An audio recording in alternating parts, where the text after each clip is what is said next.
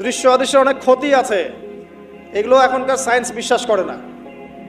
আর science বিশ্বাস করে না বলে যে আমরা বিশ্বাস করবো না এমনটাও নয়, ঠিক আছে? নবী সাল্লাল্লাহু আলাইহি ওয়াসাল্লাম বলেছেন, রাতের বেলা তোমরা বাচ্চাদেরকে সন্ধ্যাবেলা ছেড়ে দিও না। সন্ধ্যাবেলা বাচ্চাদেরকে ছেড়ে দিও না, আগে ভালো করে সন্ধ্যাটা হয়ে যাক, যদি ছাড়তে হয় তারপর ছেড়ো। তারপর রাত যখন গভীর হবে তখন তোমরা এলোপাথালি ঘোরাফেরা করো না, রাস্তাঘাটে বনে জঙ্গলে ঘোরাফেরা করো না, কারণ এই সময় এমন কিছু মাখলুককে আল্লাহ পাক ছেড়ে দেন যাদেরকে তোমরা দেখো না। এখন কিন্তু প্রচুর ঘটনা ঘটছে, প্রচুর জিনঘটিত ঘটনা ঘটছে, রুকিয়া করাতে হচ্ছে, জাদুটোনা করা হচ্ছে, বানটোনা করা হচ্ছে না? আর অনেক সময় আমরা মনে করি, এখন সায়েন্সের যুগ তো, মানুষ মনে করে এগুলোর কোনো ভিত্তি নাই মনে হয়। কোরআন বলছে জাদু সত্য। কে বলছে? কোরআন বলছে জাদু সত্য। কোন সূরা? সূরা বাকারা আয়াত নাম্বার 101। সূরা বাকারা আয়াত নাম্বার 101, 102 পড়ে দেখেন। ওয়াত্তাবিউ মা তাতলু শায়াতিন আলা মুলকি সুলাইমান, এই আয়াতটা পড়েন, বিশাল একটা আয়াত আছে। ওয়ামা কাফারা সুলাইমান ওয়ালাকিন্না শায়াতিন কাফারু ইউআল্লিমুনা আন-নাস সিহর। এই সিহর দিয়ে কি হতো?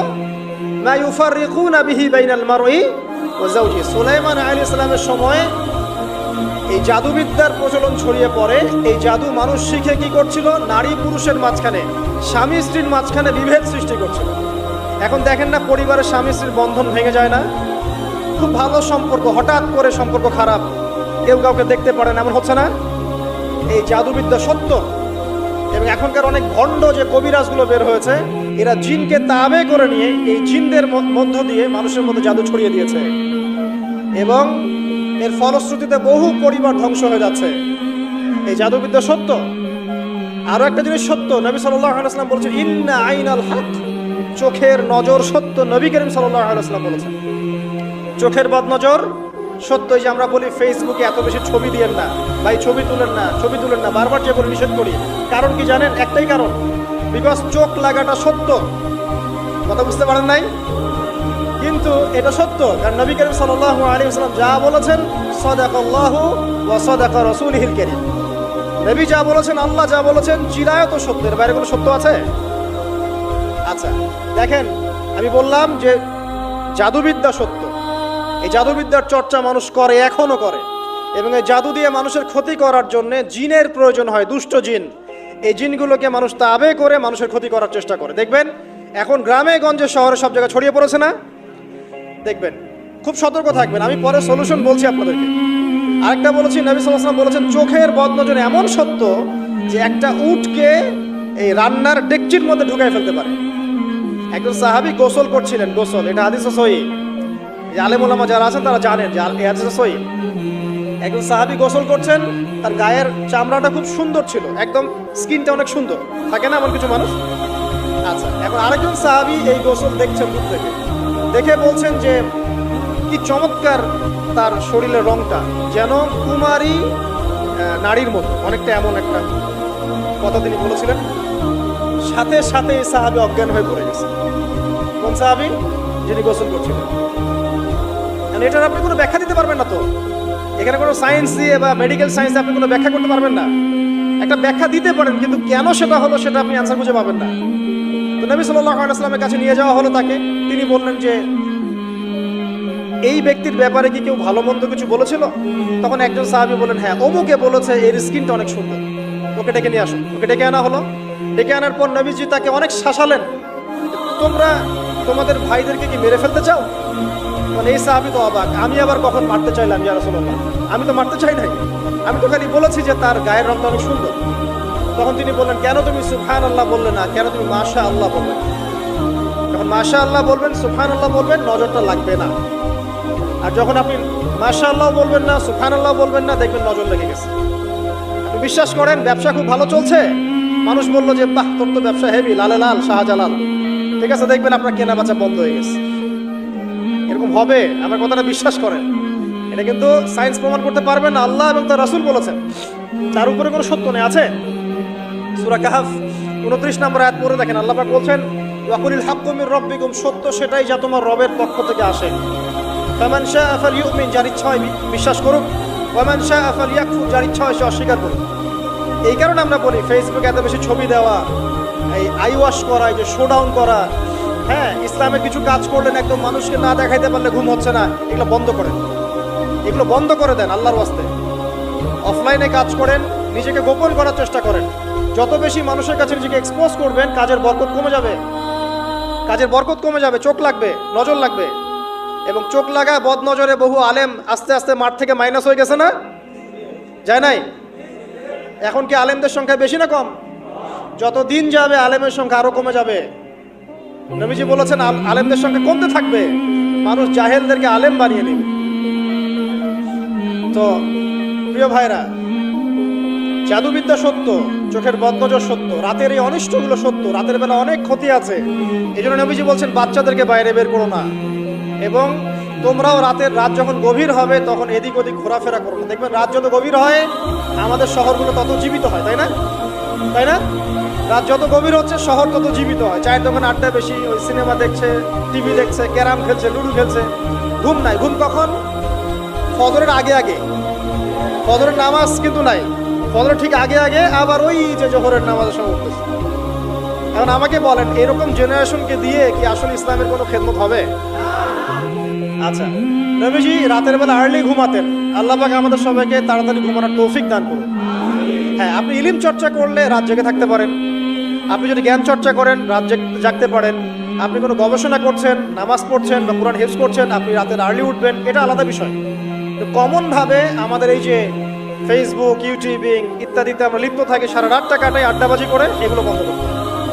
এগুলো বন্ধ না করলে ফিজিক্যালি আমরা মানে সুস্বাস্থ্যের অধিকারী হতে পারবো না। সারা দিনটা আমাদের একটা কি বলবো অলসতার ভাবে যাবে, এবং দিনের বেলা কাজগুলো ব্যাহত হবে। এতে করে আমাদের উম্মার এই পুরো বড় যে তরুণ প্রজন্ম আছে, এদেরকে আপনি সম্পদে পরিণত করতে পারবেন না। তাই এই সিস্টেমটা চেঞ্জ করা দরকার।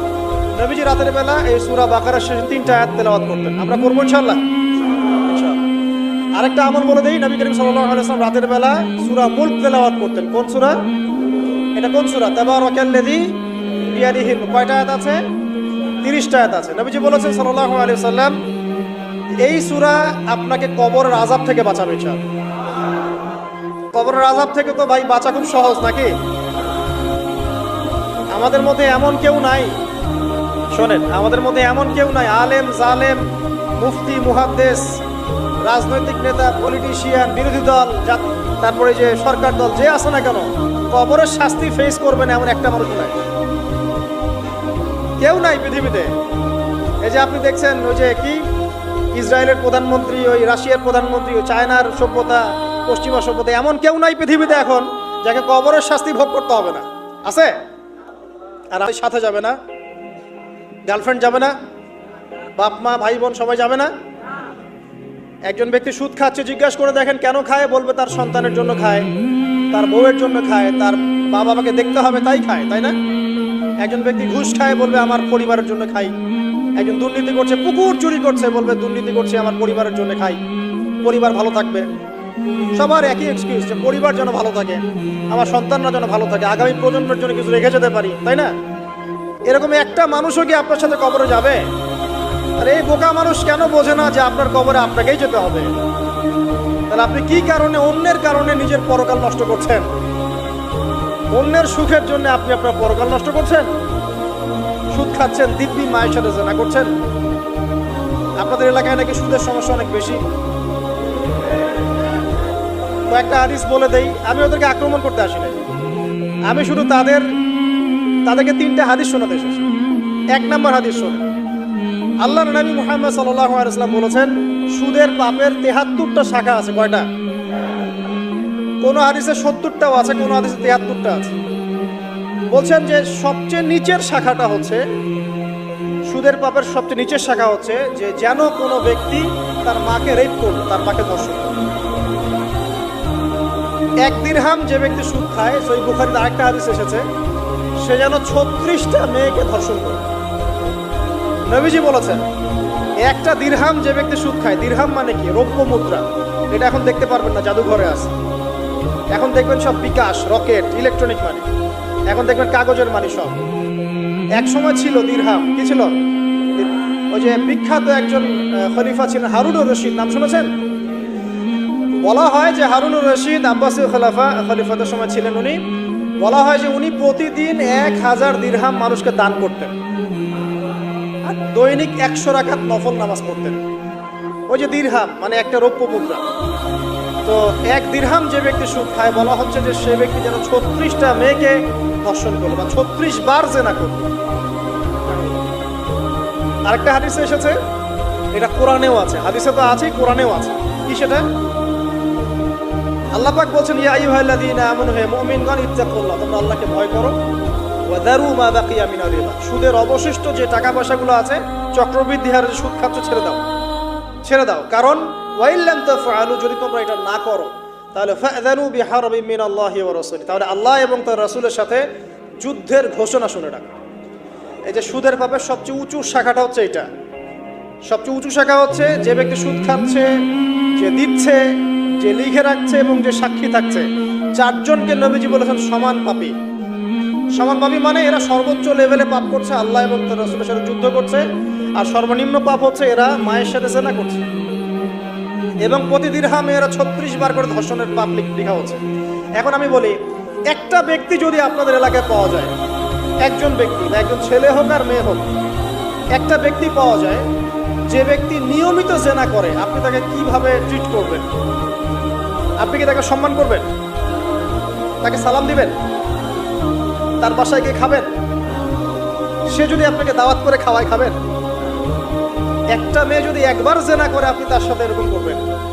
আর আপনি প্রতিদিন সুদ খাচ্ছেন, প্রতিদিন জেনা করছেন, কিন্তু আপনার কোনো ফিলিংস নাই। ফিলিংস নাই কেন আমি সেটা বলি, ফিলিংস নাই কেন সেটা আমি বলছি আপনাকে। ফিলিংস নাই এই কারণে যে আপনার এই দেহটার ভিতরে একটা আত্মা আছে, রূহ আছে না, একটা কলব বলে একটা কথা আছে না, এই কলবটা আপনার মরে গেছে, জীবিত নাই। আপনার দেহের মধ্যে কোনো কলব নাই, বা কলব থাকলেও সেটা মুর্দা, এটা জিন্দা না।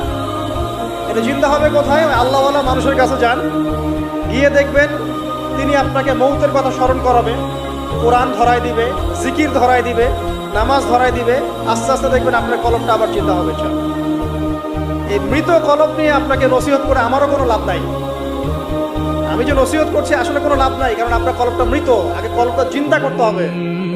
কলব জিন্দা হবে 2টা কাজ, মাত্র 2টা কাজ। 1, বেশি বেশি কোরআন তেলাওয়াত পারা যাবে ইনশাআল্লাহ। আল্লাহ আমাকে তৌফিক দেখ, আপনাদেরকে তৌফিক দেখ। আরেকটা হচ্ছে 2, বেশি বেশি আল্লাহর জিকির, বেশি বেশি আল্লাহর জিকির, চলতে ফিরতে সুবহানাল্লাহ, আলহামদুলিল্লাহ, আল্লাহু আকবার, লা ইলাহা ইল্লাল্লাহ, লা হাওলা ওয়ালা কুওয়াতা ইল্লা বিল্লাহ, হাসবুনাল্লাহু ওয়া নি'মাল ওয়াকিল, মানে চলতে ফিরতে, আস্তাগফিরুল্লাহ ওয়া আতুবু ইলাইহি। ঠিক আছে, যত জিকির জানেন চলতে ফিরতে করতে থাকেন, কলব জিন্দা হবে ইনশাআল্লাহ। কলব জিন্দা না হলে নসিহত ঢুকে না ভেতরে। এই যে আপনি একটা কথা শুনছেন, আপনি নসিহত গ্রহণ করছেন, আরেক ভাই শুনছে, গ্রহণ করছে না, কারণ কি জানেন? আপনার কলবটা জিন্দা, তার কলবটা মুর্দা। হ্যাঁ, কোরআন সুন্নাহ সবার কাছে আছে না, তো সবাই তো পড়ে হেদায়েত পাচ্ছে না, পাচ্ছে না। কিছু মানুষ পাচ্ছে, কিছু মানুষ পাচ্ছে না। কারণ কি? কারণ 1, তার মনের মধ্যে অনেস্টি নাই, সততা নাই। 2 হচ্ছে তার কলবটা মুর্দা। যদি কলবটা জিন্দা হতো এবং মনের মধ্যে সততা থাকতো, আল্লাহ পাক তাকে হেদায়েত দিতেন ইনশাআল্লাহ। যদি অমুসলিম ভাই বোনরাও থাকে, তাদের মনে যদি সততা থাকে, আল্লাহ পাক কোনো না কোনো দিন ওদেরকে হেদায়েত দিবে ইনশাআল্লাহ। দেখে নিন, উমর রাদিয়াল্লাহু আনহু, তিনি রাসূল সাল্লাল্লাহু আলাইহি ওয়াসাল্লামকে জান্নাই তরোয়াল নিয়ে আঘাত করতে জান্নাই, ঘটনা জানেন না? তিনি কিন্তু সৎ মনের মানুষ ছিলেন। হয় ডানে যাবো নাহলে বামে, মাঝামাঝি এসবের মধ্যে আমি নাই, হয় মানবো নাহলে মানবো না। ঠিক আছে, উনি সৎ ছিলেন, সৎ মনের অন্তর ছিলেন, স্বতন্ত্র। কেউ জুলুম করেছে, উনি জালেমের পক্ষ নিতেন না, মাজলুমের পক্ষ নিতেন, একদম সরাসরি, ডানে বামে দেখার সময় নেই। সততা ছিল তার মনের মধ্যে। আল্লাহ পাক হেদায়েত দিয়ে দেখেন 2য় খলিফা বানিয়ে দিয়েছেন, আলহামদুলিল্লাহ। আর অবশ্যই নবী সাল্লাল্লাহু আলাইহি ওয়াসাল্লামের দোয়া এখানে ছিল। তিনি দোয়া করেছিলেন, আল্লাহ 2 জনের মধ্যে একজনকে হেদায়েত দিও। কে? হয় আবু জাহাল ইবনে হিশাম, না হলে ওমর ইবনে খাত্তাব। আল্লাহ পাক ওমর রাদিয়াল্লাহু আনহুকে কবুল করেছেন, আলহামদুলিল্লাহ। এখনো যদি আল্লাহ পাক কারো মনের মধ্যে সততা দেখেন, ইনশাআল্লাহ তাআলা আল্লাহ পাক আপনাকে হেদায়েত দিবেন ইনশাআল্লাহ। আপনি নামাজ পড়ছেন না, মনটা অনেস্ট আপনার, কারো ক্ষতি করছেন না, কারো ক্ষতির মধ্যে আপনি নাই, কারো সম্পদ লুট করছেন না, ইচ্ছা করে কারো ক্ষতি করার চেষ্টা করছেন না, কাউকে বিপদে ফেলার চেষ্টা করছেন না, আপনি সৎ আছেন মনের দিক থেকে, আল্লাহ চাইলে আপনাকে নামাজি বানাই দিবে ইনশাআল্লাহ, বানাই দিবে ইনশাআল্লাহ একদিন না একদিন, কারণ আপনার মনের মধ্যে সততা আছে। একজন ব্যক্তি মিউজিক করছে মনে করেন, কিন্তু কোনো মাদকে নাই, জাস্ট মনের তৃপ্তির জন্য করছে, আল্লাহকে বিশ্বাস করে, আল্লাহর সাথে সে ওই ইবলিসের মতো আচরণ করে না। আল্লাহ চাইলে তাকে একদিন হেদায়েত দিতে পারেন ইনশাআল্লাহ।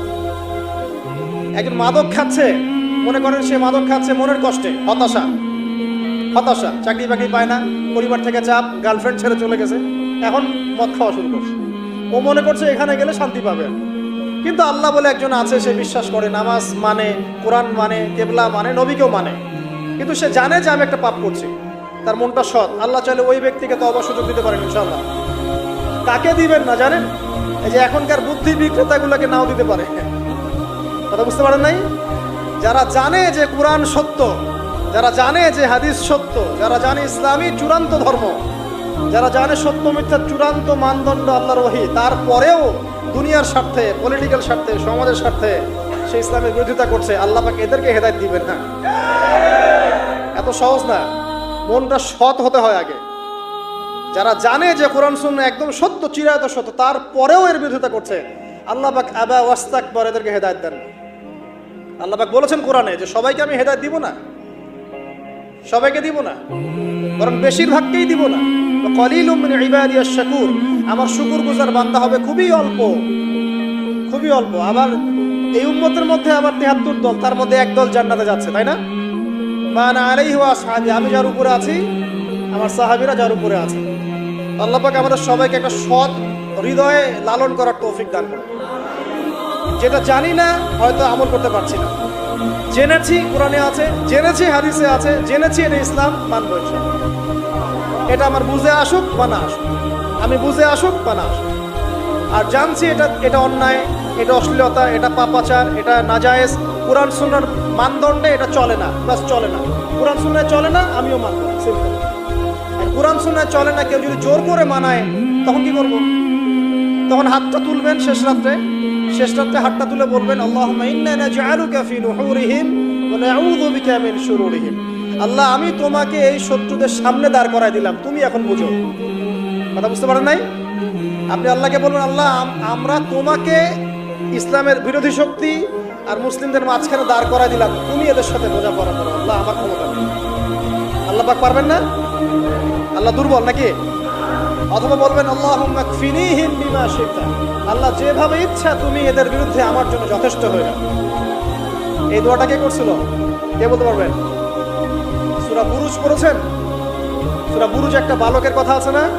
ওই বালককে যে তীর মারা হলো, ওই বালককে মারা হয়, বালক মরে না, পাহাড় থেকে ফেলে দেয়, মরে না, সমুদ্রে ফেলে দেয়, মরে না। পরে বালক বলল যে একটা কাজ করেন, রাজাকে বলছে একটা কাজ করেন, সব জনগণকে মাঠে জড়ো করেন, তারপরে একটা তীর নেন, নিয়ে বলেন যে বিসমিল্লাহি রব্বি হাযাল গোলাম, এই বালকের রবের নামে আমি তীর ছুড়লাম, এটা বলেন, আমি মারা যাব। এই বালক নিজের জীবনটা উৎসর্গ করলো এভাবে।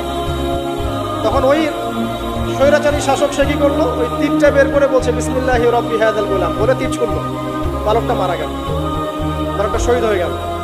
এবং এই দৃশ্য দেখে সমস্ত এলাকার মানুষ বুঝলো যে আসলে এই রাজা আল্লাহ নয়, এর উপরে একজন আল্লাহ আছে, যার নামে তীর ছুড়লে সে মরছে। তখন এই সবগুলো লোক মুসলিম হয়ে যায়। তারপর ওই রাজা কি করেছে? এই সবাইকে আগুনে ফেলে দিয়েছিল। পড়ে দেখেন, তাফসীর ইবনে কাসির পড়েন, জালালাইল পড়েন, এই যে মারিফুল কোরআন পড়েন, মারিফুল কোরআন নাই বাসায়? মারিফুল কোরআন পড়েন, ওখানে দেখেন সবাইকে আগুনে ফেলে দিয়েছে। শেষমেশ একজন মা আর তার কোলে একটা বাচ্চা। তো মা এখন লাফ দিতে ভয় পাচ্ছে, বাচ্চা আছে কোলে। ঠিক সেই মুহূর্তে ওই বাচ্চা কথা বলে উঠেছে। সে বাচ্চা বলেছে, হে আম্মা, তুমি লাফ দাও, ভয় পেও না, যে আগুন তুমি দেখছো এর নিচে জান্নাত আছে। ইতিহাসে 3 জন শিশু কথা বলেছে, দুগ্ধপোষ্য শিশু, তার মধ্যে এই বাচ্চাটা একজন। আরেকজনকে কে বলতে পারবেন? এই তো ঈসা ইবনে মারইয়াম, তিনি কথা বলেছেন না? কথা বলেছেন। তো আল্লাহ পাক চাইলে এটা করতে পারেন না? একটা বিজ্ঞান বলবে যে একটা বাচ্চা কথা বলতে পারে, 2 মাসের বাচ্চা, তার মানে আল্লাহ ভুল, বিজ্ঞান সত্য? না, বিজ্ঞান ভুল, আল্লাহ সত্য? কোনটা? আপনাদের আকীদা ঠিক করেন। এক কথা, কোরআন সুন্নায় যা আছে এর বাইরে সত্যের কোনো উৎস নাই। আছে? নাই। দ্বিতীয় কথা হচ্ছে, হ্যাঁ, কোরআন সুন্নাহর সাথে যাই মিলে যাক না কেন, যে কোনো দর্শন, যে কোনো মতবাদ, যে কোনো থিওরি, যে কোনো স্কুল অফ থট মানতে কোনো আপত্তি আছে? নাই। আর কোরআন সুন্নাহর সাথে যা মিলবে না, মানবো না। আর মানবো না বললে কি আমরা আক্রমণ করতে যাব? না, আমরা কি করব? আমরা আমাদের মতামতটা প্রচার করব। ধর্মে কি বাড়াবাড়ি আছে? জোর করে মুসলিম বানাতে হবে? হবে না। আমরা ইসলামের দাওয়াতটাকে যুগোপযোগীভাবে বিজ্ঞান দিয়ে, দর্শন দিয়ে, দলিল প্রমাণ দিয়ে মানুষের সামনে উপস্থাপন করব। যারা গ্রহণ করার করবে, যারা করার না করার করবে না। লাকুম দীনুকুম ওয়ালিয়া দিন, তোমাদের দিন তোমাদের, আমার দিন আমাদের। আল্লাহ নবীকে আল্লাহ পাক বলেছেন ফাযাক্কির ইন্নামা আনতা মুযাক্কির, তুমি উপদেশ দাও, তুমি শুধুমাত্র উপদেশদাতা। লাস্তা আলাইহিম বিমুসাইতির, তুমি কারো প্রতি দারোগা নাও। জোর করে চাপিয়ে দিতে হবে না, ইসলাম দিতে হবে হবে না। আল্লাহ পাক আমাদের সবাইকে পরিপূর্ণ ইসলাম পালন করার তৌফিক দান করুন, আমিন। রাতটা কিভাবে এনজয় করতে হয় এটাই আমাদের আজকের লেকচারের টপিক। মানে আমরা কিন্তু জীবনটাকে অনেক বোর মনে করছি না। এই যে ব্যবসা বাণিজ্য, চাকরি বাকরি, বিবি বাচ্চা, পরিবার, অনেক অনেক যন্ত্রণা নাকি, অনেক সমস্যাই না। কিন্তু আল্লাহ পাক ইসলাম দিয়েছেন কিন্তু জীবনটা উপভোগ করার জন্য। কি জন্য? উপভোগ করার জন্য। আমরা কি ভাবতাম আল্লাহ পাক ইসলাম আসলে কি জন্য দিলেন মানব জাতির? উত্তর হচ্ছে তিনটা। এক, ইহকালীন সাফল্য, এক। দুই, পরকালের মুক্তি, আর তিন হচ্ছে আপনার জীবনটাকে উপভোগ করার জন্য। আপনি জীবনটাকে ইসলাম দিয়ে যেভাবে উপভোগ করতে পারবেন অন্য কোনো বিষয় দিয়ে পারবেন না। পারবেন? পারবেন না। আসেন দেখেন কিভাবে। রাতটা নিয়ে কথা বলি। এই যে রাত হয়ে গেল, আমরা আয়াতুল কুরসি পড়বো, আমরা সূরা বাকারার শেষ 3 আয়াত পড়বো, সূরা মুলক পড়বো। আরেকটা সূরা বলি, সূরা ওয়াকিয়া। কোন সূরা এটা? কোন সূরা?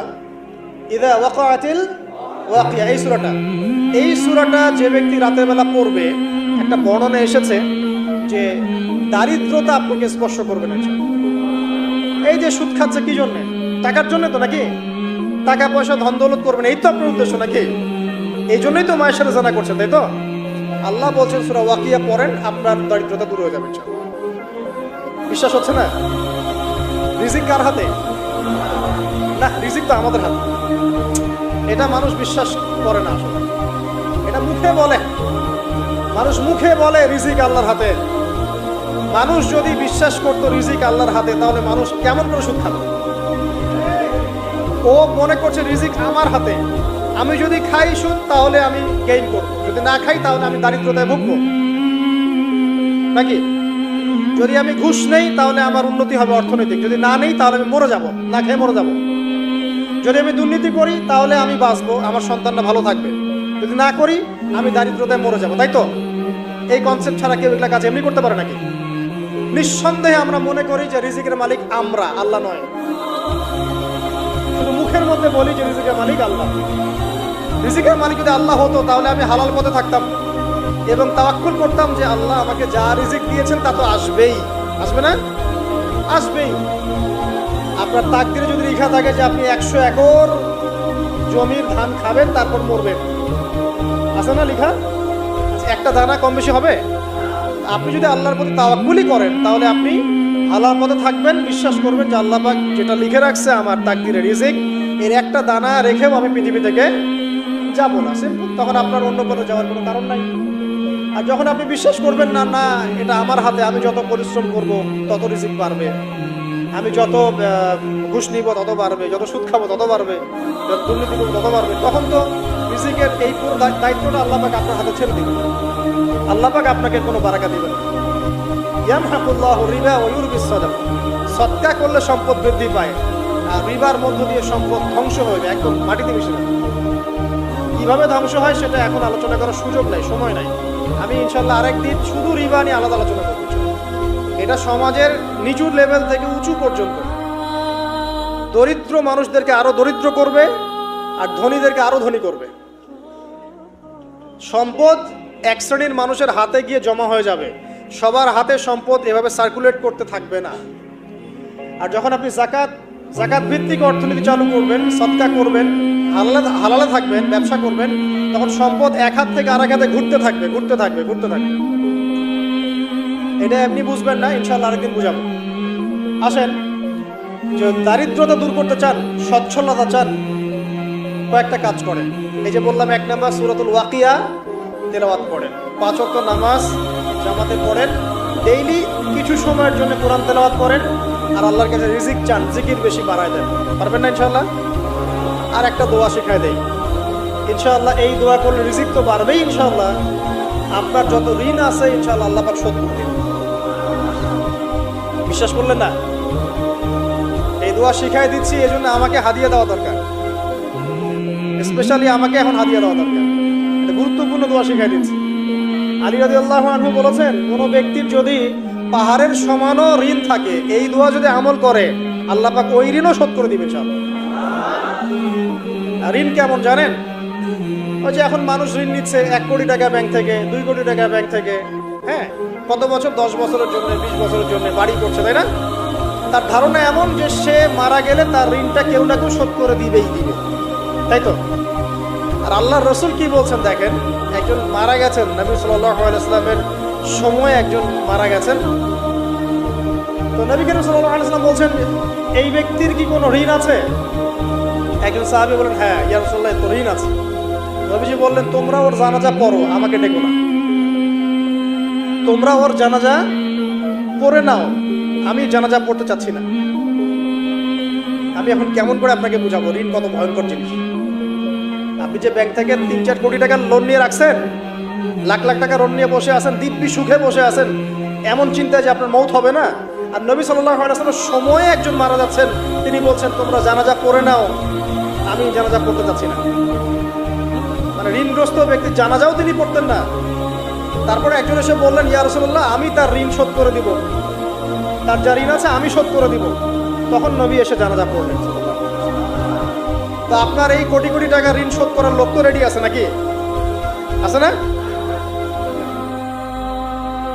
সমস্যা নেই, আপনার জানাজা পড়া হবে। কারণ হুজুরকে আপনি 5,000 টাকা দিবেন, হুজুর জানাজা পড়াই দিবে, কোনো সমস্যা নেই। আল্লাহ পাক বলেছেন, শহীদ, আল্লাহর পথে যুদ্ধ করে শহীদ হয়েছে, এই ব্যক্তির আত্মাও ঝুলে থাকে যতক্ষণ পর্যন্ত না তার ঋণটা শোধ করা হয়। এবার বলেন আমি কি বুঝাবো? কিছু বলতে হবে? এখন সেই দোয়া শিখাচ্ছি আপনাদেরকে, যেই দোয়া শিখলে আপনারা ঋণ থেকে বাঁচবেন ইনশাআল্লাহ। কত দিবেন বলেন? আচ্ছা, হ্যাঁ, এই তো শুকরিয়া। দোয়া করবেন যেন আল্লাহ পাকের দ্বীনটাকে আল্লাহর জমিনে প্রতিষ্ঠা করতে পারে। আমার সাথে বলেন, দোয়াটা হচ্ছে, আল্লাহুম্মা ইকফিনি বিহালালিকা আন হারামিকা ওয়া আগনিনি বিফদলিকা আম্মান সিওয়াকা। এই দোয়াটা ছোট না, এটা মুখস্থ করবেন, সেজদায় পড়বেন, নামাজের সেজদায় পড়বেন, আত্তাহিয়াতু দরুদ শেষ তারপরে পড়বেন, নামাজ শেষে হাত তুলে করবেন, যখন তখন শেষ রাত্রে করবেন। ইনশাআল্লাহ দেখবেন আপনার ঋণ বলতে কিছু থাকবে না। যদি থাকেও, বড় কোনো ঋণ থাকেও, আল্লাহ পাক অন্য কোনো মাধ্যমে এটা শোধ করার ব্যবস্থা করে দিবেন ইনশাআল্লাহ। আমার জীবনে এমন ঘটনাও ঘটেছে, এটা এখন গল্পটা মনে পড়ে গেল তাই বলছি। 1,20,000 টাকা ঋণ আছে আমার, শোধ করার কোনো অপশন নাই আমার কাছে। আমার চোখে ধরা পড়ছে না যে 1,20,000 টাকা আমি কেমনে দিব। কি হলো, হঠাৎ করে আমরা একটা সার্কুলার দেখলাম যে সারা বাংলাদেশে ইসলামিক ট্যালেন্ট খোঁজা হচ্ছে। 2000, এটা মনে হয় 17 কি 18 সালের কথা, হ্যাঁ 18 না, আচ্ছা 18। তো হ্যাঁ, আলোকিত কেন। তো এখন আমার ওয়াইফ বলছেন যে আপনি এটাতে অ্যাপ্লাই করেন। আমি অ্যাপ্লাই করবো, এটা তো আলেম ওলামাদের প্ল্যাটফর্ম, আমি এখানে চ্যানেল থেকে আসা মানুষ কেমন করে কি। তো সে বলছেন না, আপনি পারবেন ইনশাআল্লাহ, আপনি পড়াশোনা করেন, ইনশাআল্লাহ পারবেন। তো আমি দেখছি আগে প্রাইস কি আছে, কষ্ট তো করবো, আগে দেখি পুরস্কারটা কি। তো পুরস্কারটা দেখছি যে একটা ওমরা করাবে। ওমরা করা তো যে কারোর জন্য একটা মানে স্বপ্নের ব্যাপার না। ওমরা করা তো সবাই আমরা খুব পছন্দ করি, আল্লাহ পাক আমাদেরকে বেশি বেশি ওমরা করার তৌফিক দেখ। আর লেখা আছে যে ফার্স্ট প্রাইজ 3 লাখ টাকা, second prize 2 lakh, third prize 1 lakh. তারপর টানা 4 কি 5 মাস দৈনিক 10 থেকে 12 ঘন্টা করে পড়েছে। টানা 4 থেকে 5 মাস দৈনিক 10 থেকে 12 ঘন্টা, নাওয়া খাওয়া সব ওখানে। আর যতটা সহজ মনে করছেন, আসলে কিন্তু প্রতিযোগিতা অত সহজ নয়। যে কোনো জায়গা থেকে প্রশ্ন আসতে পারে, আকিদা, সিরাত, ইতিহাস, এটা ওইটা অনেক টপিক, প্রায় 36টা বিভাগ আছে। তো আলহামদুলিল্লাহ কিভাবে জানি আস্তে আস্তে উঠতে পারলাম। গিয়ে দেখলাম যে হ্যাঁ, টিভি রাউন্ডে চলে গেছে। আমি তেমন কিছুই করি নাই, আমি শুধু পরিশ্রম করেছি, আল্লাহর কাছে বেশি থেকে বেশি দোয়া করেছি যে আল্লাহ, আমার ঋণ আছে, ঋণ শোধ করতে হবে একটা। এবং আমি চাচ্ছি যে এই প্রোগ্রামের মধ্য দিয়ে দিনের একটা বড় সার্কেল পাওয়া যায়, দিনই প্ল্যাটফর্ম পাওয়া যায়। তো আলহামদুলিল্লাহ আল্লাহ পাকের ইচ্ছায় সেখানে একটা ভালো রেজাল্ট হলো এবং সেখানে ওমরাও করা হলো আলহামদুলিল্লাহ। এবং ক্যাশ তারা তাড়াতাড়ি দিয়ে দিয়েছে। আমি পুরো ক্যাশটা আগে পেয়েই আগে ঋণটা শোধ। এখন এই সময় কিন্তু আমি দোয়াটা করেছি, আল্লাহুম্মা কফিনি বিহালালিকা আন হারামিক ওয়া আগনিনি বিফাদলিকা আম্মান সিওয়াক। দেখেন আমি কিন্তু জানতামও না এমন কোনো প্রতিযোগিতা হবে, আমি সেখানে পার্টিসিপেট করব, ওই ওসিলায় উমরা করব, ওই ওসিলায় আবার ঋণও শোধ হবে, আমার কিন্তু মাথায় ছিল না। এটাই হচ্ছে আল্লাহ পাকের সেই আয়াত, ওয়া মান ইয়াত্তাকিল্লাহ ইয়াজআল লাহু মাখরাজা। আল্লাহ পাককে যে ভয় করবে আল্লাহ পাক তার জন্য রাস্তা খুলে দেবেন। ওয়া ইয়ারযুকুহু মিন হাইযু লা ইয়াহতাসিব, এবং এমন উৎস থেকে আল্লাহ পাক রিজিক দিবেন যেটা সে কল্পনাও করতে পারে না। এটা আল্লাহ পাক তাওয়াক্কুল রাখেন। জাস্ট ওই ইসমাঈল আলাইহিস সালামের মায়ের মতো হাজরা আলাইহিস সালাম ইব্রাহিম আলাইহিস সালামকে বলছেন, আপনি আমাকে এখানে ছেড়ে যাচ্ছেন কি জন্য? ইব্রাহিম বলছেন আল্লাহর আদেশে। তখন তিনি বলছেন তাহলে আল্লাহ আমাকে ফেলে দিবেন ইনশাআল্লাহ। সেই মায়ের গর্ভ থেকে ইসমাইলের মতো সন্তানের জন্ম হলো, যেই সন্তানকে বাবা বলছে যে আমি তোমাকে জবাই করছি, স্বপ্নে দেখেছি, ফানজুর মাযা তারা, তোমার রায় কি? সে বলছে ইয়া আবাতি ফাআল মা তুমার, আপনাকে যে আদেশ করা হয়েছে আপনি সেটাই করেন। সাতাজিদুনি ইনশাআল্লাহু মিনাস সাবিরিন, ইনশাআল্লাহ আপনি আমাকে ধৈর্যশীল পাবেন। দেখেন কোন মায়ের গর্ভ থেকে কোন সন্তান। তাকে কি বাবা মানুষ করেছিলেন? না, তাকে তার মা মানুষ করেছেন। তো ওই রকম তাওয়াক্কুলকারিনী হাজরা আলাইহিস সালামের মতো মা যদি ঘরে ঘরে থাকে, বোন আর স্ত্রী ঘরে ঘরে থাকে, তখন ইসমাইলি প্রজন্ম আসবে ইনশাআল্লাহ। আর আমাদের মতো এই যে এখন দেখছেন না কি হচ্ছে, মারামারি, কাপড় খোলা, কাপড় ছোট, ব্লাউজ সারাসারি, কি চলছে মাশাআল্লাহ। মানে কি যে চলছে ভাই জগতে, এখন বলতেও গা গিনগিন করে, ভাবতেও গা গিনগিন করে। কিছু মানে কিছু নসিহত করবো, এটাতেও মন থেকে একটা বাধা চলে আসে। আসলে কি করবো, কি বলবো, মানে একটা বিষয় থাকে না যে পরিস্থিতি এমন খারাপ যে কথা বলার ভাষ্য থাকে না এমন একটা, যে আপনি হতবাক হয়ে গেছেন, বাকরুদ্ধ, আর কি বলবেন। এখন এই বাকরুদ্ধ হওয়ার সময় চলতেছে, মানে বলার আর কি নাই, কিছু নাই, কি বলবেন। আস্তে আস্তে কাপড় খুলতে খুলতে খুলতে খুলতে খুলতে খুলতে এখন বিকিনি পরে ঘুরতে চায়। এখন বলে যে কয়দিন পর বিকিনি পরেই ঘুরবে। দেখেন মানুষকে, দেখেন মেয়েরা কলেজে পড়তে গিয়ে মেয়েরা কি করতেছে, এখন দেখেন কলেজে পড়তে গিয়ে মেয়েরা কি করতেছে দেখেন। আর আপনি আপনার মেয়েকে কলেজে ওখানে পড়তে পাঠাচ্ছেন, ওখানে হোস্টেলে রাখছেন, যেখানে একটা মেয়েকে নবী সাল্লাল্লাহু আলাইহি ওয়াসাল্লাম মাহরাম ছাড়া সফর করতে নিষেধ করছেন, সেখানে আপনি আপনার মেয়েকে কোন শিক্ষায় শিক্ষিত করার জন্য রাতের পর রাত সেখানে কাটাচ্ছেন। আর তারা নিজেরাই বলছে যে মেয়েদেরকে ফোর্সফুলি যৌন কাজে বাধ্য করা হচ্ছে। মানে ইজ্জত চলে যায়, যাক ভাই আমার সার্টিফিকেট চাই, বিষয়টার নাকি ইজ্জত যাক, কতজন আমার সাথে কি করে করুক, বাট আমার একটা সার্টিফিকেট চাই, একটা অনার্সের একটা মাস্টার্সের সার্টিফিকেট চাই। এটা দিয়ে আমি বিসিএস ক্যাডার হব, এটা দিয়ে আমি প্রাইমারি স্কুলের টিচার হব, এটা দিয়ে আমি জাতি গঠন করবো নাকি। মানে এরাই তো আপনার ঘরে বউ হিসেবে আসবে, মানে আপনার কি অবস্থা হবে চিন্তা করেন এখন। তা আমরা আসলে ভাই কোথায় আছি এখন? আল্লাহ পাক আমাদেরকে বোধোদয় দান করুক, দোয়া করে। তবে একটা হাদিস না বললে আমি এখান থেকে সরতে পারতেছি না। এই কথাই নবী সাল্লাল্লাহু আলাইহি ওয়াসাল্লাম বলেছেন, হুবহু এই কথাই, একদম এটাই, যে ফিতনা ধেয়ে আসছে, লা ইলাহা ইল্লাল্লাহ, ফিতনা ধেয়ে আসছে। তার স্ত্রী যায়েনাব বিনতে জাহাশ তিনি বলছেন, ইয়া রাসূলুল্লাহ সাল্লাল্লাহু আলাইহি ওয়াসাল্লাম, আনুহলিকু ওয়া ফিনা সালিহুন, আমাদের মধ্যে সৎ মানুষগুলো থাকা সত্ত্বেও কি আমরা ধ্বংস হয়ে যাব?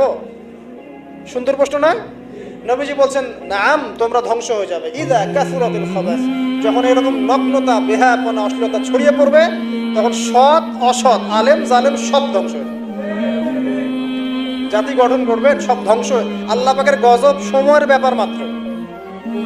আল্লাহ পাক শুধু আসমানি বালাই দেন না, জমিনি বালাও দিতে পারেন। আল্লাহ পাক মুসলিমে ফাসাদ লাগিয়ে দিতে পারেন। আল্লাহ পাক বহিঃশত্রুকে আপনার উপর চাপিয়ে দিতে পারেন। আল্লাহ পাক দুর্ভিক্ষ দিতে পারেন। আল্লাহ পাক মহামারী দিতে পারেন। আল্লাহ পাক কোন বললে ফায়াকুন হতে পারে। সে আল্লাহকে ভুলে গিয়ে এইসব প্রগতিশীলতার নামে যখন নগ্নতার চর্চা হচ্ছে, অশ্লীলতার চর্চা হচ্ছে, আর আমরা এগুলো সব মুখ বুঝে সহ্য করছি, মাদক, পর্ন, জেনা, ব্যভিচার সব চলছে চোখের সামনে, আমরা কিচ্ছু বলার নাই, সুদ ঘুষ সব চলছে। এটা সময়ের ব্যাপার যে আল্লাহ পাকের গজব কখন আসবে। আর যখন আসবে আলেম জালেম কাউরে ছাড়বে না ইনশাআল্লাহ। আমারে আপনারে কাউরে ছাড়বে না ইনশাআল্লাহ, দেখে নিয়ে। আরেকটা কথা নবীজি বলছেন, দুই শ্রেণীর মানুষ আসবে কিয়ামতের আগে আগে, আমি দেখি নাই। তখন সাহাবীরা বলছেন, কারা ইয়া রাসূলুল্লাহ? একজন বলছেন, এক শ্রেণী হচ্ছে এমন এক শ্রেণীর পুরুষ। কারা এরা? পুরুষ, যাদের হাতে লম্বা লম্বা লাঠি থাকবে, লাঠি, এই লাঠি দিয়ে তারা মানুষকে পিটাবে। কি আপনারা বুঝতে পারেন না কারা? ভাইও তার মধ্যে আছে, আপনি এবং আপনার ভাই দুজনেই এই কাজ করছেন, ভাইয়ে ভাই মারামারি করছেন, সবার হাতেই লাঠি আছে না? আছে। অথচ উভয় মুসলিম, আর একজন মুসলিম যখন আরেকজন মুসলিমের এগেইনস্টে যুদ্ধ করতে যায় বা এরকম মারামারি করতে যায় না, যে মরবে আর যে মারবে উভয়ই অপরাধী, উভয় অপরাধী। হাদিস রিয়াদুস সালেহিন বইয়ের মধ্যেও আছে, দেখে নিন। তারপরে দ্বিতীয় শ্রেণী হচ্ছে, নবীজি বলছেন নিসাউন, এক শ্রেণীর মহিলা আসবে, আমি দেখি নাই, মানে ওই যুগে ছিল না। আইয়ামে জাহেলিয়াতের বর্বর যুগেও এরকম মেয়ে ছিল না, বুঝতে পারছেন? আইয়ামে জাহেলিয়াতের যে যুগটাকে এখন বর্বর বলে না, বর্বর, সেকেলে, মধ্যযুগীয় এসব কথা বলে না, ওই যুগেও এই মানুষগুলো ছিল না। নবীজি বলছেন আমি দেখিনি, লাম আরাহুমা, আমি ওদেরকে দেখি নাই। তারা কারা? নিসাউন, এক শ্রেণীর মহিলা, কাসিয়াতুন আরিয়া, যারা কাপড় পরবে বাট নগ্ন থাকবে, কাপড় পরবে কিন্তু নগ্ন থাকবে। মুমিলাত মাইলাত, নিজেও মানুষকে আকৃষ্ট করবে, আবার নিজে আকৃষ্টও হবে, জান্নাতে যাবেও না, জান্নাতের গন্ধও পাবে না।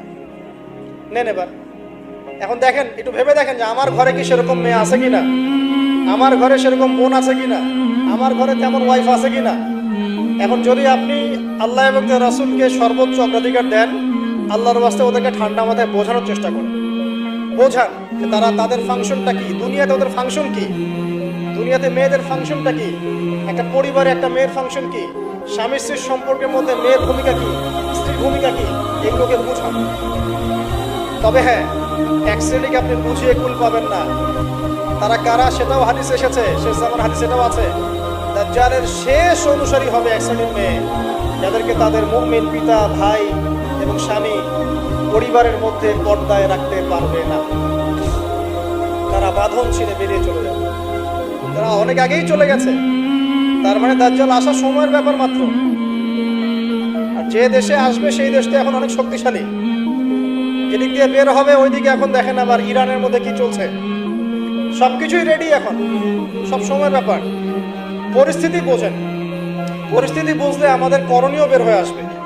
করণীয় আমি অনেক দিন বলেছি, জ্ঞান অর্জনের কোনো বিকল্প নাই, জ্ঞান অনুযায়ী আমলের কোনো বিকল্প নাই, আদর্শ পরিবার গড়ার কোনো বিকল্প নাই, পরিবারের মেয়েদেরকে পর্দায় রাখার কোনো বিকল্প আছে নাই।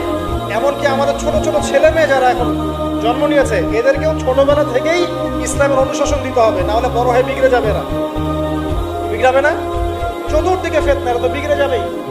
হালাল রিজিকের কোনো বিকল্প নাই। দ্বীনের জ্ঞান অর্জন করে দ্বীনি মানুষদের সাথে থাকার কোনো বিকল্প নাই। একা একা থাকতে যাবেন না, দ্বীনের বুঝ আছে এমন মানুষের সাথে থাকবেন, একসাথে থাকবেন, যেখানেই থাকেন, যে নামেই হোক একসাথে থাকেন, যে নামেই হোক।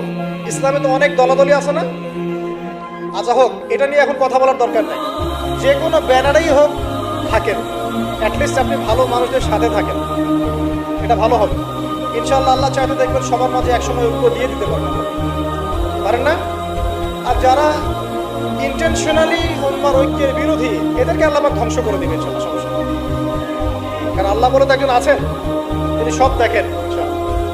আর হচ্ছে আপনার জ্ঞানটাকে ইসলামের কল্যাণে কাজে লাগান, আপনার সম্পদ, আপনার জানমাল, এটাকে ইসলামের কল্যাণে কাজে লাগান, দ্বীনের প্রচার প্রসার করতে থাকেন। আক্রমণাত্মক হবেন না, শৈথিলতাবাদীও হবেন না, চরমপন্থী হবেন না, আবার এই যে গোলালু মার্কাও হবেন না।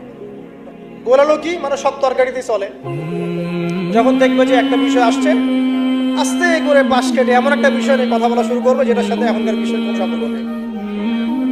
দেখবেন যে পুরো বিশ্বে একটা বিষয় চলছে, দেশ একটা বিষয় নিয়ে গরম, তখন দেখবেন কথা হচ্ছে মেয়েরা নেল পালিশ দিতে পারবে কিনা।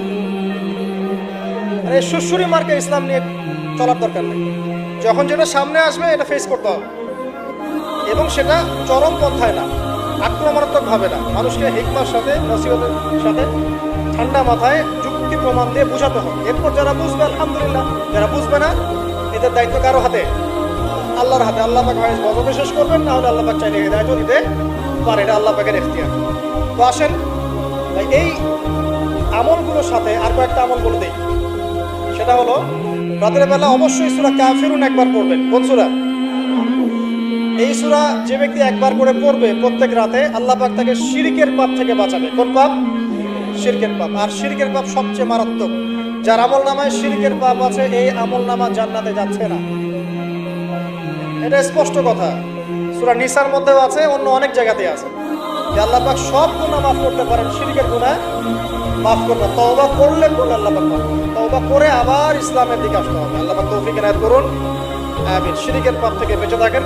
আর শিরক সম্পর্কে জানার জন্য কিতাবুত তাওহীদ একটা বই আছে, এটা পড়ুন। তারপরে রাতের বেলা 33 বার সুবহানাল্লাহ পড়বেন, 33 বার আলহামদুলিল্লাহ পড়বেন, আর 34 বার আল্লাহু আকবার পড়বেন। ঠিক আছে?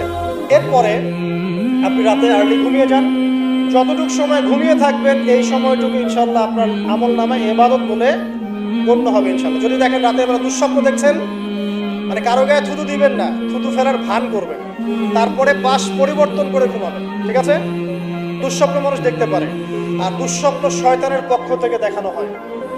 আর যদি আপনি পবিত্র অবস্থায় ওযু করে ঘুমান, আমলগুলো করে ঘুমান, দরুদ শরীফ পড়তে পড়তে ঘুমিয়ে যান, বা আল্লাহুম্মা বিসমিকা আমুতু ওয়া আহইয়া পড়ে আল্লাহ জিকির করতে করতে ঘুমিয়ে যান, আপনি আল্লাহর হুকুমে সত্য স্বপ্নও দেখতে পারেন।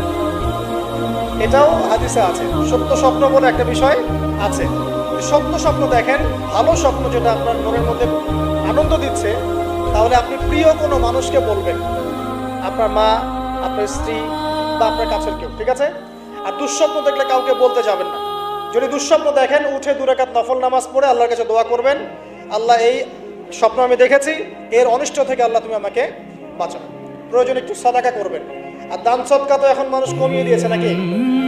মানুষ সমিতিতে টাকা ঢালতে প্রস্তুত, আল্লাহর পথে দান করতে চায় না। তো এদের সম্পদে কোনো বরকত হবে না ইনশাআল্লাহ। যত বেশি আল্লাহর পথে দান করবেন সম্পদ বাড়বে ইনশাআল্লাহ। তারপরে চলে আসেন এইভাবে রাতে আমলগুলো গুছিয়ে শেষ রাত্রে ওঠার চেষ্টা করেন। আমি যে বললাম রাতটাকে এনজয় করার জন্য আল্লাহ পাক বলেছেন, একদম শেষ রাত্রে আল্লাহ পাক ওঠার তৌফিক সবাইকে দান করুন। আমাকে, আপনাদের সবাইকে দান করুন। শেষ রাত বলতে কোনটা? রাতকে 3 ভাগে ভাগ করতে হবে। কয় ভাগে? একদম শেষের অংশ, মনে করেন যে 1টা থেকে 4টা বা 5টা বা 1.5টা থেকে 5টা, এই যে অংশটা আছে না, এটা হচ্ছে শেষের অংশ। এই অংশটা এত বেশি মূল্যবান, এই সময় মানুষ ঘুম থেকে উঠে দোয়া করে, লা ইলাহা ইল্লাল্লাহ ওয়াহদাহু লা শারীকা লাহু লাহুল মুলকু ওয়া লাহুল হামদ ওয়া হুয়া আলা কুল্লি শাইইন কাদির। এরপরে বলে সুবহানাল্লাহ, আলহামদুলিল্লাহ, ওয়া লা ইলাহা ইল্লাল্লাহ, আল্লাহু আকবার, লা হাওলা ওয়া লা কুওয়াতা ইল্লা বিল্লাহ, আল্লাহুম্মা ইগফিরলি। এরপরে হাত তুলে দোয়া করলে যা চাবেন তাই পাবেন। আল্লাহ রাব্বুল আলামিন হাদিসে কুদসির মধ্যে বলেছেন, শেষ রাতের এই অংশে আল্লাহ পাক প্রথম আসমানে নেমে আসেন। আরশে আজিম কত উপরে, আল্লাহ পাক প্রথম আসমানে নেমে আসেন, মানে আল্লাহ পাকের রহমত কি হয়, একদম কাছাকাছি চলে আসে। আল্লাহ পাক দোয়া কবুল করার জন্য বলেন, কে আছো আমাকে ডাকবে। আল্লাহ পাক আহ্বান করেন, কে আছো পৃথিবীবাসী আমাকে ডাকবে, আমি তার ডাকে সাড়া দিব। কে আছো আমার কাছে দোয়া করবে, আমি তার দোয়া কবুল করব। কে আছো আমার কাছে ক্ষমা চাইবে, আমি তোমাকে ক্ষমা করে দেব। কে আছো অসুস্থ, আমার কাছে শেফা চাইবে, শেফা দিয়ে দিব। আল্লাহ পাক আহ্বান করতেই থাকেন ফজর পর্যন্ত। কি পর্যন্ত? আর ওই সময় এই যে সারা রাত জায়গায় মানুষ ওই সময় ঘুম দেয়, তাই না? ঠিক ওই সময় দেখবেন শহর কেন্দ্রিক জীবনে লক্ষ লক্ষ মানুষ জানা করতেছে ওই সময়। ঠিক ওই সময়টাতে দেখবেন যে লক্ষ লক্ষ মানুষ মদ খাচ্ছে, লক্ষ লক্ষ মানুষ পর্নোগ্রাফি দেখতেছে, মুভি দেখতেছে, চায়ের দোকান আড্ডা পিটাচ্ছে, শপিং করতেছে, কি না করতেছে। আল্লাহ পাক আহ্বান করছেন ওই সময়, আল্লাহ পাক আহ্বান করছে, কে আসো আমাকে ডাকবে, কে আছো। মানুষ এই কাজ করতে থাকে। অথচ আল্লাহ পাক জাহান্নাম সৃষ্টি করেছেন কাদের জন্য? আমাদের জন্য। জান্নাত কাদের জন্য? আমাদের জন্য। তো আল্লাহ পাক এই সময়টাকে কাজে লাগানোর তৌফিক আমাদেরকে দান করুন। এই সময় উঠে যতটুকু আপনার সামর্থ্য হয়, 2 রাকাত পারলে 2 রাকাত, 4 পারলে 4, 6 পারলে 6, 8 পারলে 8, 20 পারলে 20, যত রাকাত পারেন আপনি 2 করে নফল নামাজ পড়তেই থাকেন। এই সময় নবীজি নামাজ পড়তেন এমন ভাবে যে তার পা ফুলে যাইত। 1 রাকাতে 4.5 পারা কোরআন তেলাওয়াত করেছেন। আমাদের তো এত ক্ষমতা নেই, আছে? আচ্ছা নাই, সূরা ইখলাসটাই পড়েন, একবার না পড়ে 10 বার পড়েন, 20 বার পড়েন, পড়া যাবে না? এক রাকাতে বারবার সূরা পড়া যাবে না? যাবে। একটা আয়াতও বারবার পড়া যাবে, যাবে না? আপনি রাকাতটাকে লম্বা করেন, রুকুকে লম্বা করেন, সিজদাকে লম্বা করেন, যত দোয়া আছে এই সিজদার মধ্যে ঢেলে দিন। এই ডিজিটাল নামাজ বাদ দেন। ডিজিটাল নামাজ কি মানে? রুকু করলে সিজদা পাওয়া যায় না, সিজদা করলে আবার পরের আবার তাকবীর তাহরিমা পাওয়া যায়, মানে তাশাহুদ করলে দরুদ পাই না, দরুদ করলে আবার কি পাই না, মানে আমি মিলাইতে পারি না, মানে দৌড়ের উপর আছি আর কি। ইমাম সাহেব দৌড়ের উপর রাখছে আমাদেরকে। তো এইসব ডিজিটাল নামাজ ত্যাগ করেন, রিল্যাক্সে নামাজ পড়েন, ঠান্ডা মাথায় রিল্যাক্স। আপনি যে কয়টা সূরা জানেন বারবার রিপিট করতে থাকেন, রিপিট করতে থাকেন, এবং সূরাগুলোর অর্থগুলোর দিকে ফোকাস করেন। অর্থটা মুখস্থ করেন, প্রয়োজন আরবি বোঝেন না, অর্থটা মুখস্থ করেন, করে ওই দিকে আপনি মনোযোগ রাখেন। আর প্রত্যেক রাকাতে একই সূরা পড়বেন না, তাহলে নামাজটা কিন্তু স্বাদহীন হয়ে যাবে।